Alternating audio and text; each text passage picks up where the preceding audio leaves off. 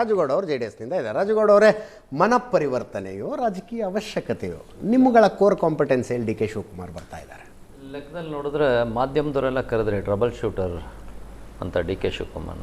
Obviously ಅವರು trouble ಬಂದಾಗ ಯಾವ ರೀತಿ ಶೂಟ್ ಮಾಡಬೇಕು ಅನ್ನೋ ಒಂದು ಸಂವೇದನೆಯನ್ನು ತುಂಬ ಚೆನ್ನಾಗಿ ಅರ್ಥ ಮಾಡ್ಕೊಂಡಿದ್ದಾರೆ ಡಿ ಕೆ ಶಿವಕುಮಾರ್ ಅವರು. ಯಾಕೆಂದರೆ ಯಾರನ್ನ ಯಾವ ರೀತಿ ಕುಣಿಸ್ಬೇಕು, ಯಾವ ಟೈಮಲ್ಲಿ ಯಾರು CD ಬಿಡುಗಡೆ ಮಾಡಬೇಕು, ಮತ್ತು ಯಾರನ್ನ ಯಾವ ರೀತಿ ಕಟ್ಟಾಕಬೇಕು, ಆಮೇಲೆ ಯಾವ ರೀತಿ ತನ್ನ ಅಧಿಕಾರನ ಪಡ್ಕೋಬೇಕು, ಮತ್ತು ಜೈಲಿಗೆ ಹೋಗಿದ್ದ ಸಂದರ್ಭನೂ ಅವರ ಪಕ್ಷದವ್ರಿಗೆ ಯಾವ ರೀತಿ ಬಳಸ್ಕೋಬೇಕು ಅನ್ನೋದನ್ನು ಹೇಳ್ತಾರೆ. ಯಾರು ಸುಮ್ಮನೆ ಜೈಲಿಗೆ ಹಾಕಲಿಲ್ಲ, 4 ಕೋಟಿ ರೂಪಾಯಿ ದುಡ್ಡು ಸಿಕ್ತು, ಅದನ್ನು ಎಕ್ಸ್ಪ್ಲೇನ್ ಮಾಡೋಕ್ಕೆ ಯಾರೂ ತಯಾರಿಲ್ಲ. ಇಂಥ ವಿಚಾರಗಳು ಸಾಕಷ್ಟು ಇರ್ತವೆ. ಅದೇ ರೀತಿ ಡಿ ಕೆ ಅವರು ಅಷ್ಟೇ, ಯಾವ ಟೈಮಲ್ಲಿ ಯಾರನ್ನ ಬ್ರದರ್ ಅಂತ ಕರಿಬೇಕು, ಯಾವ ಟೈಮಲ್ಲಿ ಯಾರನ್ನ ಶತ್ರು ಅಂತ ಕರಿಬೇಕು, ಅಣ್ಣ ಅಂತ ಕರಿಬೇಕು, ಇವೆಲ್ಲ ರಾಜಕೀಯದಲ್ಲಿ ತುಂಬ ಕರತಲ ಮರಾಗತ ಮಾಡ್ಕೊಂಡಿದ್ದಾರೆ ಡಿ ಕೆ ಶಿವಕುಮಾರ್ ಅವರು. ಆ ವಿಚಾರದಲ್ಲಿ ಎರಡು ಮಾತಾಡೋಂಗಿಲ್ಲ. ಇಲ್ಲ, ಖಂಡಿತವಾಗ್ಲೂ ನಾನಿಲ್ಲ ಅಂತ ಹೇಳಕ್ಕೆ ಸಾಧ್ಯತೆ ಇದೆಯಾ?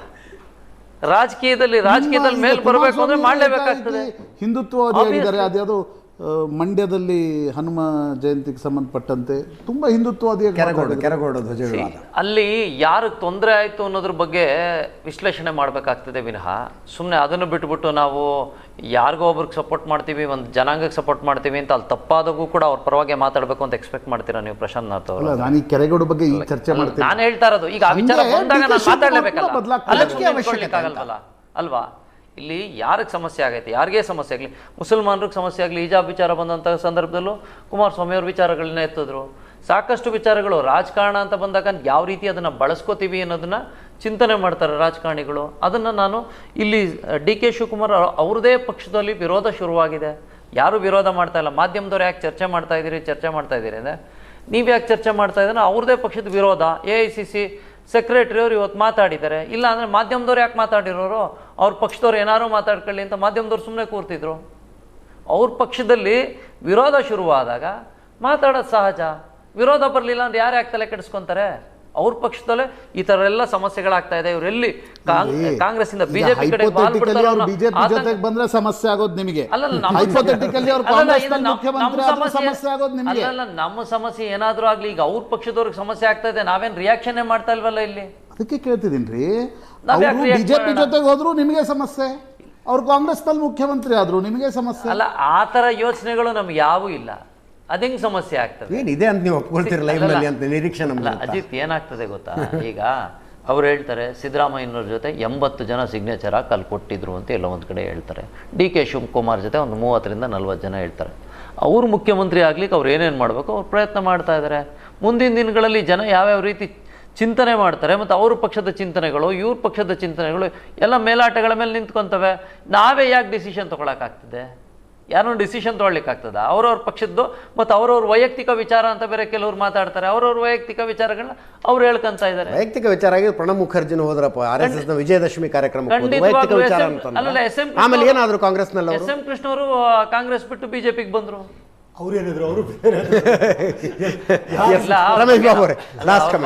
ಚರ್ಚೆ ಮಾಡೋದು ಬೇಡ. ಈಗ JDS ನವರು ಪ್ರಶ್ನೆ ಉತ್ತರ ಎರಡೂ ಕೊಟ್ಬಿಟ್ಟಿದ್ದಾರೆ, ಇನ್ನೇನು ರಿಯಾಕ್ಟ್ ಮಾಡಕ್ ಹೋಗಲ್ಲ. ಮತ್ತೆ BJP ಮಿತ್ರರು ಹೇಳ್ತಾ ಇದ್ರು spit personality, Ganga film character ತಗೊಂಡು ಹೇಳ್ತಿದ್ರು. ಅದು ಅಕ್ಷರಶಃ ಆಪ್ತ ಮಿತ್ರ ನಾಗವಲ್ಲಿ ಪಾತ್ರ, ಗಂಗಾ ಪಾತ್ರ ಅಪ್ಲಿಕಬಲ್ ಆಗೋದು BJPಯವರಿಗೆ. ಯಾಕೆ ಈ ಮಾತನ್ನು ಹೇಳ್ತೀನಿ ಅಂದರೆ, ಅವರನ್ನು ಇವರು ನಾಗವಲ್ಲಿ ಪಾತ್ರ ಹಾಕ್ಕೊಂಡು ಪಾಪ ಇದಕ್ಕೆ ಕಳಿಸ್ಬಿಟ್ರು ತಿಹಾರ್ ಜೈಲಿಗೆ. ಆವಾಗ ಅಹಮದ್ ಪಟೇಲ್ ರಾಜ್ಯಸಭಾ ಎಲೆಕ್ಷನ್ ಇಟ್ಕೊಂಡು ಅಲ್ಲಿ ತಿಹಾರ್ ಜೈಲಿಗೆ ಕಳಿಸಿ ಅಲ್ಲಿ ಇವರು ಪ್ರಚಾರ ಹಾಕೋರು BJPಗೆ ಸೇರ್ಕೊಳ್ಳಿ ಅಂತೇಳಿ. ಡಿ ಕೆ ಶಿವಕುಮಾರ್ ಅವರು ಪಕ್ಷನಿಷ್ಠೆ ಆವತ್ತೂ ತೋರಿಸಿದ್ರು, ಇವತ್ತು ತೋರಿಸ್ತಾರೆ, ಮುಂದೇನೂ ತೋರಿಸ್ತಾರೆ. ಅವರು ಇನ್ನೊಬ್ಬರಿಗೆ ಐಕಾನ್. ಕಾಂಗ್ರೆಸ್ ಪಕ್ಷದಲ್ಲಿ ಒಬ್ಬ ನಾಯಕ ಅಥವಾ ಒಬ್ಬ ಕಾರ್ಯಕರ್ತ ಹೆಂಗೆ ಪಾರ್ಟಿ ಬದ್ಧತೆ ಇಟ್ಕೋಬೇಕು ಅನ್ನೋದು ಡಿ ಕೆ ಶಿವಕುಮಾರ್ ಅವರು ಹಿಂದುತ್ವ ಮಾತಾಡೋದಕ್ಕೆ ಅಥವಾ ಹಿಂದೂ ಅಂತ ಹೇಳ್ಕೊಳ್ಳೋದಕ್ಕೆ BJP ಸರ್ಟಿಫಿಕೇಟ್ ಬೇಕಿಲ್ಲ. ನಾವೆಲ್ಲ ಹಿಂದೂಗಳೇ, ನಾವೇನು ಇವ್ರ ಸರ್ಟಿಫಿಕೇಟ್ ತಗೊಂಡು ನಾವು ಮಾತಾಡೋ ಅವಶ್ಯಕತೆ ಇಲ್ಲ. Including Congress party leaders, Mahatma Gandhi ಇರ್ಬೋದು, ನೆಹರು ಇರ್ಬೋದು, majority of leaders we are committed Born as A Hindus. ಇಲ್ಲಿ ಪ್ರಶ್ನೆ ಇರ್ತಕ್ಕಂಥದ್ದು ಅಂಬೇಡ್ಕರ್ ಅವರು ಏನು ಸಂವಿಧಾನ ಕೊಟ್ಟಿದ್ದಾರೆ, ಸಂವಿಧಾನಕ್ಕೆ ಅನುಗುಣವಾಗಿ ನಾವು ಸೆಕ್ಯುಲರ್ ನಡ್ಕೋಬೇಕು ಸಮಾಜದಲ್ಲಿ ನಮ್ಮ ಮಾತುಗೋಸ್ಕರ ಅದನ್ನು ನಾವು ಪಾಲನೆ ಮಾಡ್ತಾ ಇದ್ದೀವಿ. ಬಿಟ್ಟರೆ BJP ಸರ್ಟಿಫಿಕೇಟ್ ಪಾಪ ಅವ್ರು ಕಾಂಗ್ರೆಸ್ ಪಾರ್ಟಿ ಗುಂಪುಗಾರಿಕೆ ಮಾತಾಡಿ ರಾಜಣ್ಣವರು ಹೆಸರನ್ನೆಲ್ಲ ಪ್ರಸ್ತಾಪ ಮಾಡಿದ್ರು. ಇವತ್ತು BJPಲಿ ಎಲ್ಲಿ ಬೀದಿಲಿ ನಿಂತ್ಕೊಂಡು ಯಾವ ಥರ ಅವರು ಒಬ್ರಿಗೊಬ್ರು ಆರೋಪಗಳು ಮಾಡ್ಕೊಂಡು ಈ ಅಶೋಕು ಮತ್ತು ಇವರು ಸನ್ಮಾನ್ಯ R. ಅಶೋಕು, ಸನ್ಮಾನ್ಯ ವಿಜಯೇಂದ್ರ, ಸನ್ಮಾನ್ಯ ಚಲವಾದಿ ನಾರಾಯಣಸ್ವಾಮಿ ಅವ್ರು ಯಾವ ಥರ ಅಂದರೆ ಇವತ್ತು ನಮ್ಮ ಪ್ರಿಯಾಂಕಾ ಖರ್ಗೆ ಅವರು ಹೇಳಿದ್ದಾರೆ, ಅವ್ರನ್ನ ನನ್ನ ಪದ ಬಳಸೋಕ್ಕೆ ಹೋಗಲ್ಲ ಇರಲಿ. ಬಟ್ ಏನಂದರೆ ದಿನ ಟೈಮ್ ಕೊಡೋದು, ಇವತ್ತು ರಾಜೀನಾಮೆ ಕೊಟ್ಬಿಡ್ತಾರೆ, ನಾಳೆ ರಾಜೀನಾಮೆ ಕೊಟ್ಬಿಡ್ತಾರೆ, ಸರ್ಕಾರ ಹೋಗುತ್ತೆ. ಪಾಪ ಅವ್ರ ಸ್ಥಾನಕ್ಕೆ ಟೈಮ್ ಮುಗಿದಿದೆ. ಉಳಿಸ್ಕೊಂಡು ಅವ್ರು ಮಾತಾಡಿ. ವಕ್ತಾರರಾಗಿ ಇದನ್ನು ಎಷ್ಟು ನಿಮ್ಮ ಕೆಲಸ ಅದು, ಆದರೆ ಅಷ್ಟು ಸುಲಭವಾಗಿ ಸರಳವಾಗಿ ಕಾಂಗ್ರೆಸ್ನ ಆಂತರಿಕ ರಾಜಕಾರಣ ಅಂತ ನಂಗೆ ಥ್ಯಾಂಕ್ ಯು ಪ್ರಶಾಂತ್. ಇದರೊಂದಿಗೆ ಇವತ್ತಿನ ಲೆಫ್ಟ್ ರೈಟ್ ಅಂಡ್ ಸೆಂಟರ್ ಮುಗಿಸ್ತಾ ಇದ್ದೀನಿ. ನೇರ ದಿಟ್ಟ ನಿರಂತರ ಸುದ್ದಿಗಾಗಿ ನೋಡ್ತಾ ಇರಿ ಏಷ್ಯಾನೆಟ್ ಸುವರ್ಣ ನ್ಯೂಸ್.